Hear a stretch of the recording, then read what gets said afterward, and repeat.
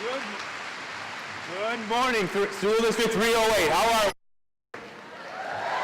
Outstanding, outstanding. I can't tell you how excited I am to be serving as your superintendent. I'm more excited today than I was in 1993 when I was a first-year teacher. And I'm telling you what, that was pretty excited. I hope you all had time to rest and relax this summer. You spent time with loved ones and family members. Hopefully you took a vacation and you're rested and rejuvenated as we get ready to start the 2016-17 school year. A lot of work has gone in preparation for getting ready for tomorrow. The schools look beautiful outside, they look beautiful inside. The buses have been waxed and gassed and they're ready to roll. The technology's been refreshed, food's ready to be prepared, and kids, tomorrow we welcome 18,000 plus students through our doors tomorrow. That's exciting. I would like to give a special shout out to the OCMA for all the work that they've done this summer, and especially the Oswego East group. This is a lot of work putting this together. So guys, gals, stand up. Let's give them one big round of applause, please.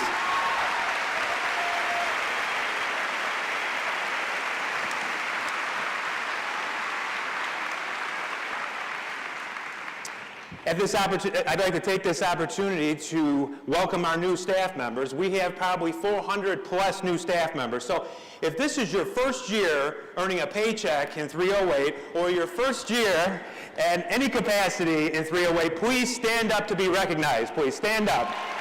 Like I said, it's about 400. Welcome to the School District 308 family.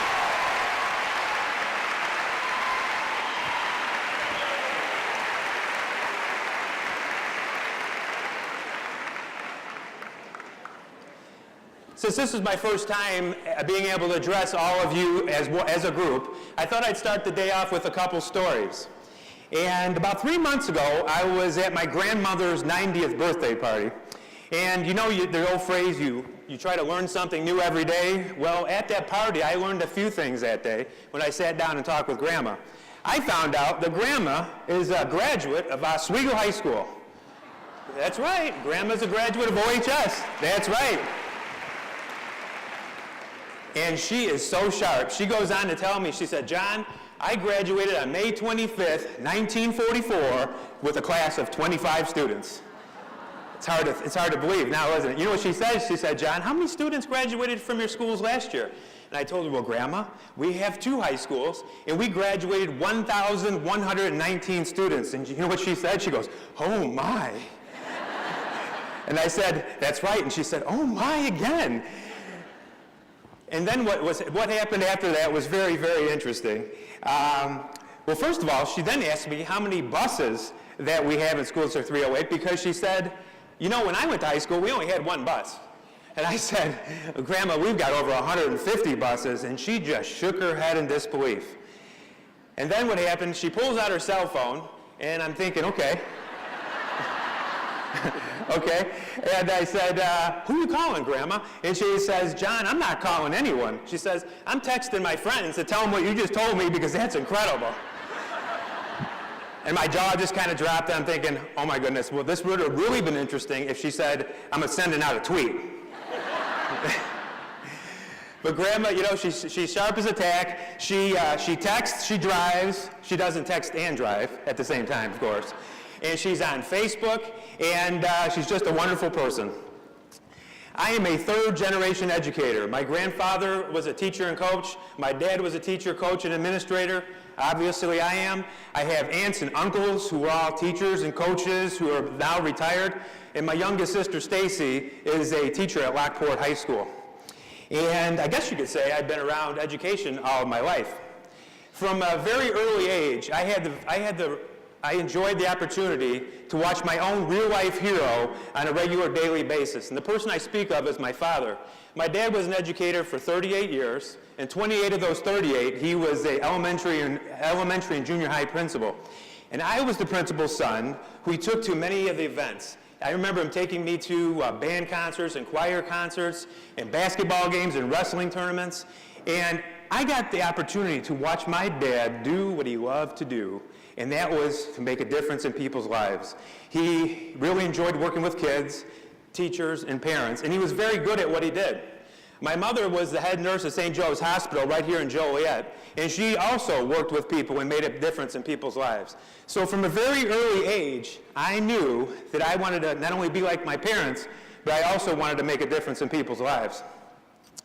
I, along the way, had some wonderful teachers and some wonderful coaches that truly solidified in my mind that I wanted to be a teacher and a coach. By my junior year of high school, I could tell you I wanted to be a teacher and a coach. So that's what I did. I graduated high school, went to college, got my credentials, and I began my career in education. I started off as a middle school teacher and a middle school coach. I became a high school teacher and a high school coach. I then became a dean of students at Glenbard South High School. I then stepped into an assistant principal of curriculum and instructional role. I've served as a junior high principal, a high school principal, an executive director of HR, and the multitude of positions that I've served here in 308 over the past 5 years. That rounds out 24 years in education. So that's a little bit about me professionally. So what I'd like to share with you now is a little bit of myself personally.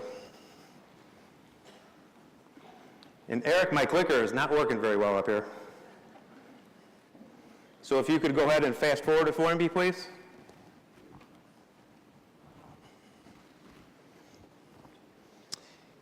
Well, if there was a picture up there right now, it's called improv, right? Improvisation. This is the picture of my family. And this is my wife right here, Jody. We've been together for 25 years, and we just celebrated 21 years of marriage on this past August 5th. So just about a week and a half ago, 21 years. Thank you, thank you. This is my son, Jake. Jake's going to be a junior in high school this year. Caitlin is going to be a freshman, and Kirsten's still my little girl, going to be a 5th grader. This is, yes, it's still so nice. She's still my little girl. She's got that high-pitched voice, and I just absolutely love it. I love it. This will be the first year that we didn't have a child in elementary, junior high, and high school. So it's going to be nice because for those of you that know that feeling, they all started at a different time, they all ended at a different time, and they're all involved in sports and activities, and it's a lot of running around for my wife. The next slide, and you're going to have to help me because this is not working. The next slide we have is world-class schools and caring communities. And this is the tagline that you see around the school district. And over the past few months, what I've done is I've been meeting with a lot of people. I've been having a lot of conversations with a lot of different people. And a theme keeps coming up, and people say, why are you talking about this world-class? Why are you trying to be the best in the world? And what I've told people is that, you know what, we're not world-class schools and caring communities. The world-class portion of it is not about being the best in the world. It's about creating a system that provides opportunities for all students to be successful when they graduate from our schools and to be able to compete in a global society. And if we can do that, I said we can consider ourselves a world-class school system. Next slide.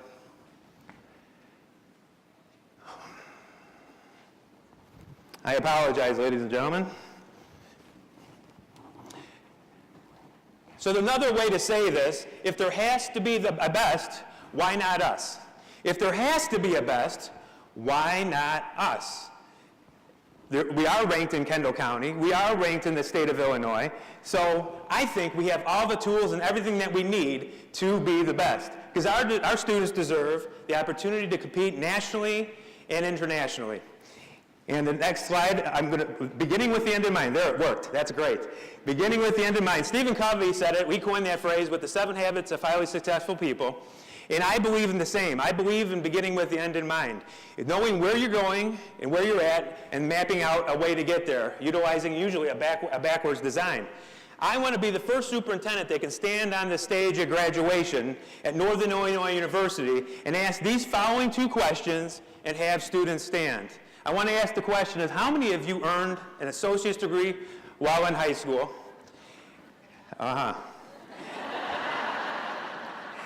And we'll have people stand. And the second question I want to ask is, how many of you have earned the seal of biliteracy while in high school? And we will have students stand. And I'm here to tell you, ladies and gentlemen, that we are much closer to that than you may realize. And when I ask those questions at graduation and we have kids stand up, we will know we truly are among the best. This is our mission statement. Our mission statement. I'm going to start doing a song and dance up here in a minute, and I'm not that good. Our mission statement: in partnership with our families and communities, School District 308 will educate all students to reach their highest potential. It is 17 words long, and if you don't know the mission statement, I would ask that you memorize it. If you're out in the shopping center or out in the community and somebody were to ask you, what is the mission of School District 308? That you'd be able to say these 17 words or something pretty similar to them. Because if you can't state the mission statement, how can you live the mission? We also have 4 core values. Our 4 core values in School District 308 are to respect, to excel, to engage, and to improve. 4 core values. So if someone were to ask you, what are the 4 core values of School District 308? You would be able to say those 4 core values. The next thing I'd like to share with you are belief statements. What I'm going to share with you are my belief statements as your superintendent. And if you've never taken 15 minutes to write down what you believe in your heart of hearts and in your mind as an educator, I would ask that you take those 15 minutes and put those thoughts to pen to paper, because when you do that, they become reality. And the first one is, my first belief statement is, I believe all students can learn and will learn at high levels when presented with the right opportunity. The second belief statement is, we must have high expectations for all of our students. Those two obviously go hand in hand. If you don't believe these two things, you're probably not sitting in the right seats. But I know that 99.9% of you all believe these two things, that we have to have high expectations for kids, and that we must believe that all students can and will learn at high levels when provided with the right opportunities. We must understand student differences and tailor instruction in differentiated ways. We must link teaching and learning and checking for understanding. Madeline Hunter talked about this in the 1970s. In 2016, in professional learning communities, what do we call this? We call this daily formative assessment.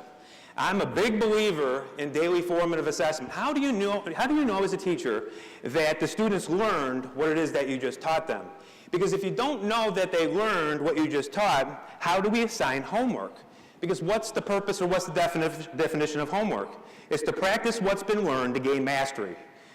The homework is to practice what's been learned to gain mastery. So if we don't know that students learned what we just taught and we assign a homework, the kids go home with their homework, they become anxious, and they come back to school, or first of all, they can't do their homework, then they ask mom and dad to help them. And since our kids are learning in such a different way and modalities now, it's hard for mom and dad to help them. They come back to school, their homework's not done, and we create a perpetual cycle downward, when if we just utilize good daily formative assessment, we could create a perpetual spiral upwards. Obviously, you can see I am a big believer in daily formative assessment and the summative assessments when we talk about PLCs. The next one up here is, again, we must link to teaching and learning and understanding. This is really getting irritating. We need to look at what the data is telling us and respond. We talk about being data-driven decision makers, but we're doing a better job of it in 308. We want to make sure that you have what you need in your data dashboard, so you can truly look at the data and make decisions based off of that data. We have to utilize each of our talents to the fullest. Collectively, as a group, we are much stronger and smarter than we are as an individual. So obviously, we need to work together for the talents of our fullest. And the final one is, and the second one to the last is, we cannot be satisfied with the status quo. There's an old phrase that says, If you keep doing what you're doing, you're going to keep getting what you're getting. And I actually don't believe that to be true anymore. The world is changing in exponential rates, and we must not be satisfied with the status quo. We must have high expectations for kids, and we have to believe that all students can learn and be successful if provided with the right opportunities. And if we work together, treat our students and our peers the way we want to be treated, we really can't go wrong. We will be successful. It's that golden rule: treat others the way you'd want to be treated. So those are my belief statements, as my core beliefs as an educator. So my question to you is, what is it that you believe? What do you believe in your heart of hearts? What do you believe in your mind as your core beliefs as an educator? And this is a quote that I heard many years ago that truly resonated with me. It says, "The best and most beautiful things in the world cannot be seen nor even touched. They must be felt with the heart." That's Helen Keller. I must do the heart work. The world speaks to children's minds, but as an educator, I have the powerful opportunity to speak to the heart. For if I have a child's heart, I have his mind. I truly believe that. I think one of the most important things you as teachers can do between Wednesday and Friday is the following. I know that you want to hand out the syllabus. I know you want to hand out the books. We have to take attendance and create our seating charts and all those things that we have to do. But I would submit to you that the most important thing that you can do between tomorrow and Friday is to get to know your students. Get to know what their passions are. Get to know what their desires are. Where do they see themselves in 5 and 10 years down the road? And I can tell you this, if you do this, it will help you and create engaging lessons which will help differentiate your instruction, which will lead to student achievement, and you will be able to do more of what you want to do, and that's teach and work with kids.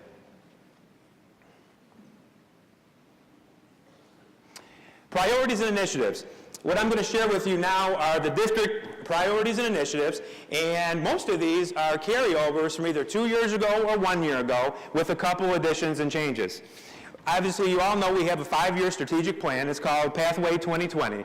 If you didn't know that, we're going to do a better job of getting that information out. We're going to do a better job of following that plan at the district office. We're going to do a better job of sharing that at the principals' meetings, so we ensure that we are all moving in the right direction. All of our arrows are in alignment. We have dual credit and other college credit opportunities for our students. As more teachers earn master's degree in content area, we'll offer more dual credit opportunities. We have expanded the dual language program. If you didn't know this, in kindergarten, we just expanded the dual language program by 100%. That's right, we have twice as many sections. Yes, yes. Where's Boulder Hill and Hunt Club? Where are the two schools? There you go. We have twice as many sections in kindergarten, and in the first grade, we've expanded by 150%. In a few short years, the entire program will have doubled, and that's very exciting. We will continue to expand our gifted and talented program. We have the AVID program that's at both high schools, 4 or 5 junior highs, and 7 of our elementary schools have the AVID program, and it's an acronym that stands for Advancement Via Individual Determination. It's best practice teaching, and it gives kids a pathway to success who are traditionally honors and AP kids. And I can tell you what, if you go through the schools, it is working wonders with our kids, and you're doing a great job with it. We will a continuation of flexible scheduling for high school students. This is really exciting. At the high school level, this was the first year in the course catalog that students were able to sign up for online courses through the course catalog. And by the way, all of the online courses that we have in 308 are taught by our 308 teachers. And we've talked about flipping the times where elementary starts later and high school, or elementary starts earlier and high school starts later. There's an old phrase that says, a good idea at the wrong time is a bad idea. And I don't think it's the right time. I don't think it's a bad idea, but it's not an idea that we're talking about moving forward with here in 308, because we've created a flexible scheduling opportunity for our juniors and seniors. What does that do? It mimics their experience when they leave us from high school and post-secondary education. Kids can come later, they can take classes in the afternoon, they can take classes at night, and they can take classes online. So what we're doing coincides with all the brain research that's out there in regards to start times for high school students. We will continue with our curriculum review, implementation of resources. We will make sure that you have the resources in the classroom for what you need to get your job done. We will continue with advanced placement opportunities for children. We've quadrupled the number of students taking the AP classes and AP tests. That's wonderful. What we need to do is focus on is the percentage of those students scoring, upping that percentage so more students are scoring 3s, 4s, or 5s on AP tests. We maintain our online program and we will continue to branch out, and we will do our best to maintain a balanced budget. Most of you probably don't know this, but in 16-17, we had a $6.5 million deficit. About spring break last year, during the 15-16 school year, Dr. Miner and myself, we brought together the team at DAC, and we talked about the budget. We talked about the deficit to create a budget deficit program. And we had 3 caveats, and those caveats were we don't want to touch kids, programs, or teachers. And I'm very happy to say we've been successful with that. We've almost mitigated that entire $6.5 million deficit. And by the time the school year is over, I am confident that we will be in the black. Next year, for 17-18, we have another deficit. Yes, it is good. Yeah. We have another deficit, and we are working on that, and that's a lot of our work. So as we talk about initiatives and programs, that is going to be one of them that we're going to spend a lot of time in 16-17, working on that 17-18 budget.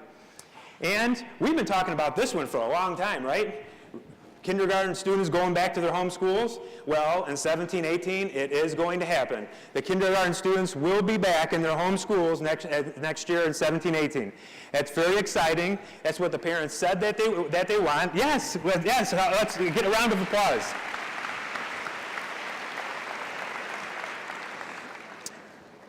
We had a special board meeting on August 1st, and we talked about the boundary process. The Board of Education heard from our demographer, who we brought on to facilitate and lead us through this process. I was talking to someone the other day, and they said, why use a demographer? I said, well, let me give you this analogy. If you're sick, you go to a doctor, right? They said, yes. I said, well, if you redraw school boundaries for 18,000 students, you hire a demographer. You bring in the professional. This is what they do, and they will make sure that the process will be smooth. If you want more information about that, we're putting it all on the website, or actually it's all on the website now. We're forming a committee. We have people that are submitting applications for the committee. We'll have five committee meetings. We'll have 2 forums, public forums. And by December 12th, 2016, the Board of Education will approve the new boundary lines, and then we'll move on. But again, the key is that kindergartners are going to be going back to their home schools. We are implementing our diversity and equity plan. Last year, we had a committee come together for diversity and equity. The committee came together, they formed a plan, they presented it to the Board of Education. The Board of Education approved that plan, and I'm very happy to say that we just hired a diversity and equity coordinator for 308, and that person will work very closely with Dr. Pajacek in the area of professional development and human resources as we look at our diversity and equity for 308. We will continue with our bullying and harassment committee. That committee met last year. It will continue to do its good work this year. We will continue to grow as a professional learning community, because we all know professional learning communities are who we are, right? That's what we are. It's not what we do, it's who we are. We have a technology plan and a long-term facility plan. We've identified a funding source for that, and it's important that we have an infrastructure for technology that can support all the initiatives, technology initiatives in the classroom. And that is it. I know it was 3 full pages of slides, but as you can see, most of it is a continuation from 2 years ago and 1 year ago. Because it was said on this stage at this time last year that we were going to take our foot off the gas pedal in regards to new initiatives. I don't think we took our foot off any gas pedal. I think we pushed it down a little bit. And don't get me wrong, because all the initiatives are good for kids. But what I saw happen was it created an undue amount of stress and anxiety amongst the employees in the different schools. And that's not healthy for our system.